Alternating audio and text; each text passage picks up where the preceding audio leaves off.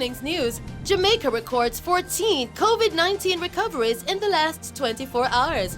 A large gathering of family members were on hand to welcome the Royal Caribbean Adventure of the Seas that transported over 1,000 stranded Jamaican ship workers to the island. Still tonight, Jamaican students will sit the Csec and Cape examinations commencing July 27, and Minister of Finance and Planning Dr. Nigel Clarke announces that 80% of the applicants to the government's Care Compassionate Grant have received payments through remittance services.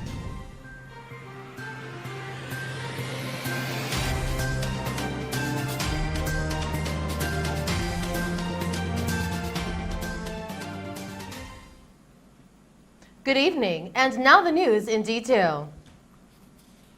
Jamaica recorded its largest number of patients who have recovered from COVID-19 and have been released from isolation in a 24-hour period, as 14 more patients have been released and sent home. This takes the total number of patients who have recovered and have been released from isolation to 145. The announcement was made a short while ago in a statement from the Ministry of Health and Wellness. Now, in the meanwhile, the island has recorded no new confirmed cases of COVID-19 in the last 24 hours. The total number of confirmed COVID-19 cases remains at 520. The total number of samples that have been tested on the island to date is 8,828, with 520 positive results, 8,234 that have returned negative results, and 74 samples pending. So the news tonight, as the Royal Caribbean Adventure of the Seas cruise line docked in Falmouth earlier today, loud cheers rang out from a large gathering of family members who were on hand to welcome the vessel. The government gave the cruise line that transported over 1,000 Jamaican ship workers who were stranded overseas clearance to dock. More in this story with our reporter, Brianna Chambers. We are here at the Falmouth Pier in Trelawney, where over 1,000 Jamaican cruise ship workers will disembark the Royal Caribbean cruise liner. After they do so, they'll be brought to testing booths to test for COVID-19. Then they'll be transported to the Bahia Principe Hotel in St. Anne as they await their test results. Now, if there are any of them who do test positive for COVID-19, they'll be placed in state quarantine for 14 days. Those who test negative will be ordered to home quarantine for 14 days as well. Now, we also spoke with government officials in the area who had this to say. As you know, for the last week or two, we have been advocating for the government to put in place the protocols to allow the workers that we have on the high seas to be able to come back in. And we're happy that finally they have been able to reach some agreement for this to happen. The truth of the matter is that there must be a way where, as a government, you can put in place plans to ensure that your nationals over who you have responsibility for you to be able to fulfill your duty for them to be able to return, but to do it in a way that is safe for the rest of the country. All Jamaicans belong to Jamaica, and any government of the day has responsibility to all Jamaicans, rich or poor, whichever class you belong to. We are one Jamaica.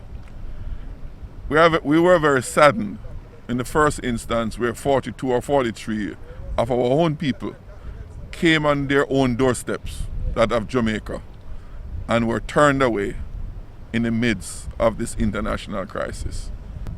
These fellow Jamaicans on the seas have indicated their dire need and aspiration to come back to their families here amidst the crisis.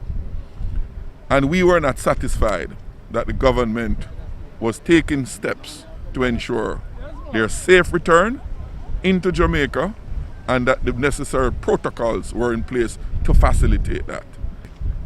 Today is a victory day for the 1,044 workers, their families, and loved ones who can now feel pleased that they are close to them.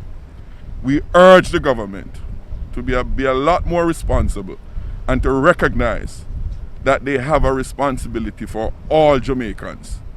But I'm just here in support of our fellow Jamaicans that are approaching the port at the moment. We're here to meet them and give them a warm Jamaican welcome, given the uncertainties that surrounded their landing here in Jamaica. I'm indeed happy that the Prime Minister yielded and has now allowed them to come off. It's now for the health authorities to put the necessary protocols in place to ensure to protect our safety for those who are on land and to protect the safety of our fellow Jamaicans who will be landing here. So I'm here in full support of those who are going to be disembarking over a number of days and following the requisite health protocols. I'm sure this will be a good situation for all. And I just want to welcome my fellow Jamaicans home. As you can see behind me, there are family members and loved ones awaiting those on the cruise ship to disembark. Finally, 1,044 of our citizens are coming home. It's indeed a remarkable thing to witness today, and I'm happy that it was done, and I look forward for the same to be done for those who are stuck aboard the Carnival, Glory, the Disney Cruise Lines, and for every other Jamaican that's wishing to come home stuck overseas. I'm feeling good, proud to be a Jamaican, knowing that my fellow brothers and sisters, they're out there in the sea, a good old family on it that I don't even know about. I have so many of them. So I'm just giving God thanks for health and strength so all of us can receive them home warm and welcome. Today I'm here celebrating our Jamaican citizens on board that ship coming home after being stranded at sea for more than 2 months.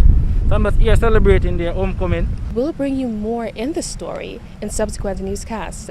Reporting for Mellow TV News, I'm Brianna Chambers. Thank you, Brianna. In other news, employees who have been working from home since the month of March as part of measures to contain the coronavirus COVID-19 will be allowed to return to work come June 1. More in this report with our Mellow TV reporter, Killeen May. Come June 1, employees who have been working from home since March as part of measures to contain the coronavirus COVID-19 will be allowed to return to work. This was announced by the Prime Minister, Andrew Holness, who indicated that the government will not be renewing the work-from-home order at the end of May. The current work-from-home orders will expire at the end of May. We intend to allow persons other than our vulnerable population, that is persons aged 65 and over or persons with comorbidities, we intend to allow all other persons who are working persons to be allowed to return to work effective June 1. Of course, all the normal infection prevention and safety protocols would need to be in place. The various protocols for factories, workplaces, banking halls, etc., are being developed in conjunction with the private sector organization of Jamaica. So let me just quickly summarize this position. From a public health standpoint, in terms of where we are in the progression of this pandemic, we are now at the point where we can say to our Jamaican workforce that you should return to work. So I want you to consider this announcement as notice that this will be done. During this notice period, the PSOJ, working through the Economic Recovery Committee, will, in collaboration with the government, will finalize what the new workplace protocols should look like. And this will give time for those protocols to be put in place. Minister of Health and Wellness Dr. Christopher Tufton also outlined that there will be a lot done by the public health sector and other stakeholders to ensure workspaces are safe for the return of workers. From a public health perspective, there is a lot that will be done over the next few days, working with our respective stakeholders in the PSOJ, the Jamaica Manufacturers Association, the Jamaica Chamber of Commerce. That process has started. What it means is that we will work together with these respective associations to develop the protocols around those working environments, because, as the Prime Minister said, we are now embarking on a life living with COVID. So we're moving back to normality, but in a sense, it's a new norm. It requires some adjustments as it relates to personal hygiene and sanitation, as it relates to some of the measures that you have to take, not just in your home, but now in your other home, in your workspace. And so the protocols are really going to be establishing some benchmark practices within those environments. And it's a collaborative effort. But what it will mean in the weeks to come is that the health officers may have to do inspections. So they will have to visit these environments outside of the conversations that will take place and the new standards established, just as we did with the BPO. Dr. Tufton further urged employers and employees to give their support to the healthcare workers that will be visiting these workplaces to do health checks. And I want to just signal to the country, to employers, to the umbrella bodies, to encourage their members, employers, to receive, to support, to give appropriate levels of coordination services to these individuals, these health officials, as they go into companies to help you to establish these standards. One of the things we cannot do is to get complacent, even though we are making progress. We do not want to fall back in a position where we may have to restrict movement in the future because we have not made the progress continue. So I just want to say that this new phase of living with COVID that we are now embarking on is going to require continued collaboration, and I want to use the opportunity to encourage all of Jamaica to support the health team wherever in Jamaica they are once they approach you to help you to overcome the challenges of COVID. Thank you. The government has also advised workers who are 65 years and over and those who suffer from comorbid conditions to remain at home. Reporting for Mellow TV News, I am Colleen May. Thank you, Colleen.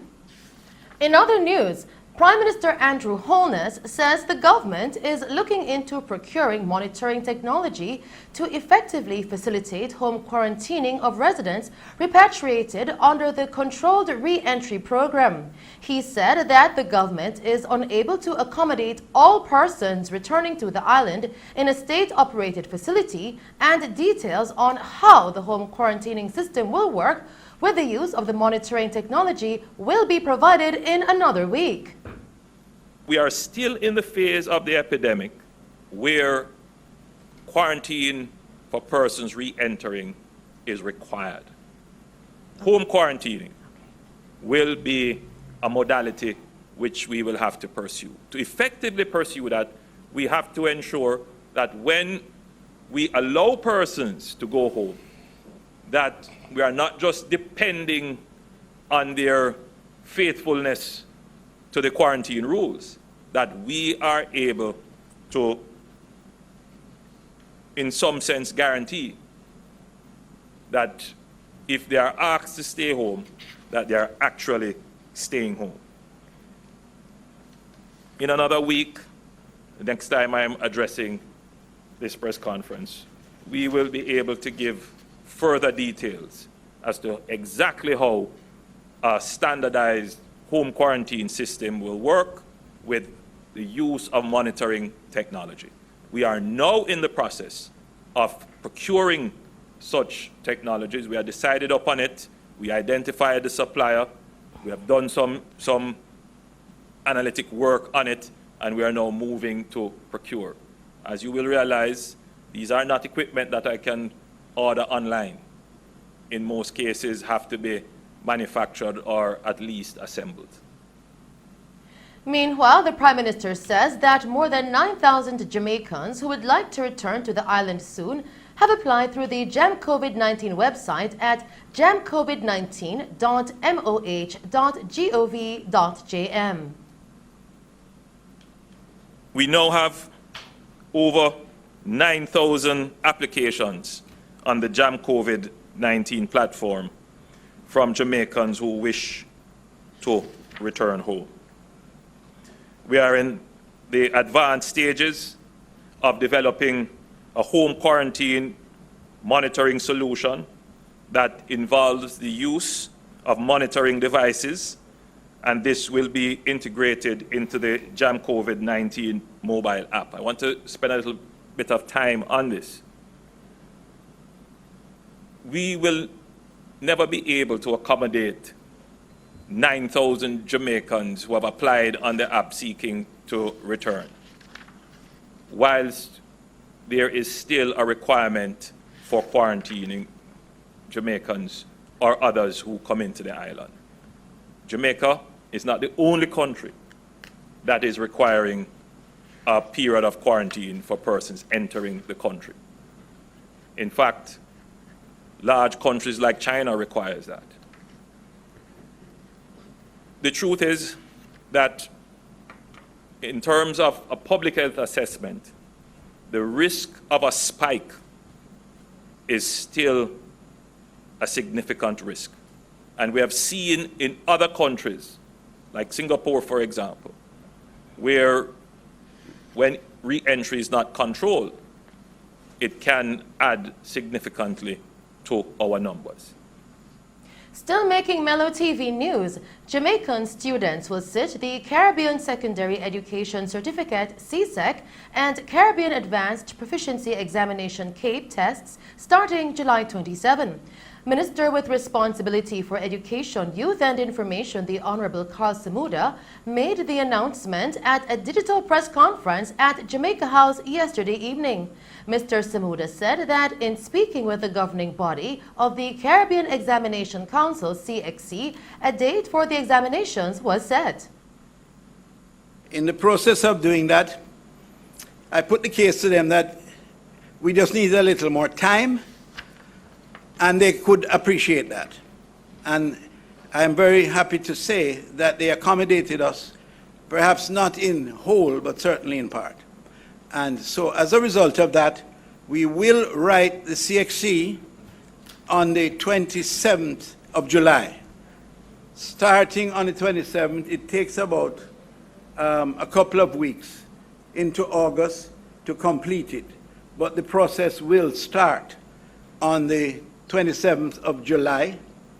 And the question of social distance, it can be accommodated quite easily because all the other children are out of school, and it will be quite convenient. We will get through quite well.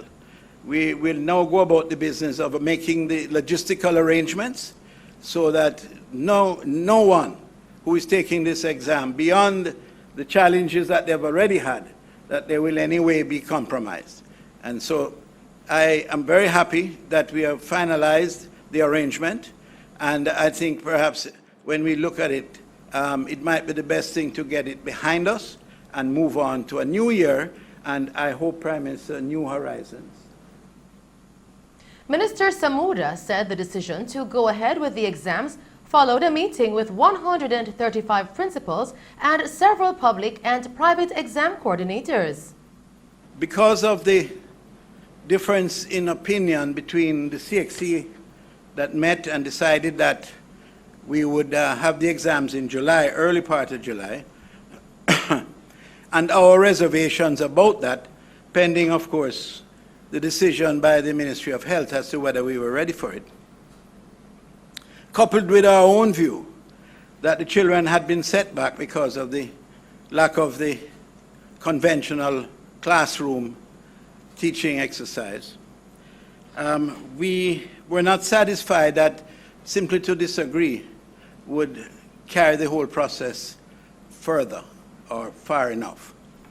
And during the course of the discussions, it was clear that the vast majority of those present in the meeting preferred us to go forward rather than to delay the exam. That will be a controversial issue for some time because there are those, and the views are strong on both sides, that we should delay it because of the setback that they experienced, and others who feel that we should proceed because in great part effort was made to get the children to a point where they could do a good job. Now, Minister Samuda pointed out that although not all schools are at the same level of readiness, the ministry will do their best to ensure that the students will be facilitated in the best way possible. that despite the great effort of the teachers, and they're a phenomenal bunch of people who devote all their lives to just seeing to the well-being of our children, and they deserve maximum commendation. But one thing is quite clear, is that we are going into these exams and we are not entirely ready for the exams in certain schools. In other schools, very ready. But in some schools, not quite ready. Because the view of the ministry, Jamaica's position, we wanted a predictive grade through the use of the student-based assessment to determine an approximately or an appropriate grade for the students without having to write the exam. It is now decided that we will write the exam. We will have two through the internet and also the paper-based exams. So we will do our best to ensure that we facilitate our students in the best possible way, to give them the best chance to maximize their potential as they go forward. It's a very critical turning point in our educational system. This setback will only strengthen the process to make us more conscious of what has to be done and how quickly we have to get it done. The Jamaica Teachers Association's president, Owen Speed, in speaking with our news team, shared his reservations regarding why he believes the July date is not enough time to prepare students for the examinations. The thing that we need to really seriously take a close look at is the fact that we have more than 90 children in Jamaica who have contracted the virus. So how could we be closing schools for just having one case in Jamaica, and then we are thinking of even partially reopening to facilitate the exams with more than 500 cases in Jamaica? If someone can explain that to me very well, then we can have another discourse and maybe we will be able to get somewhere. But at this time, we are looking at whatever date that they will be setting. I am anticipating that the government of Jamaica will make the right decision and to come up with something that will benefit all of the children and their parents, the teachers, because, you know, at the back end of all of this, I can safely say that regardless of the fact that this is a natural occurrence and something over which our teachers have no control and our children have no control, I can assure you that at the end of it all, many persons across Jamaica will not be sympathetic to the teachers of Jamaica when the results show in a negative light. Still making Mellow TV news, the Caribbean Maritime University, CMU, announced the appointment of Professor Evan Dugan as interim president effective June 1. He will be replacing embattled Professor Fritz Pinnock, who is on leave of absence amid fraud and corruption charges. In January of this year, Prime Minister Andrew Holness announced a new CMU council headed by Professor Gordon Shirley, who also serves as president of the Port Authority of Jamaica.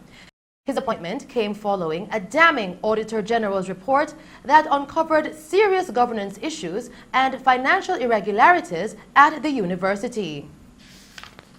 In other news, the Senate has approved 2 companion bills that will revolutionize the country's land titling system, allowing eligible persons occupying family land to receive their own land titles. The bills are intended to address the matter of insecurity of tenure arising from thousands of Jamaicans occupying land whose names are not on the title, in some cases spanning generations.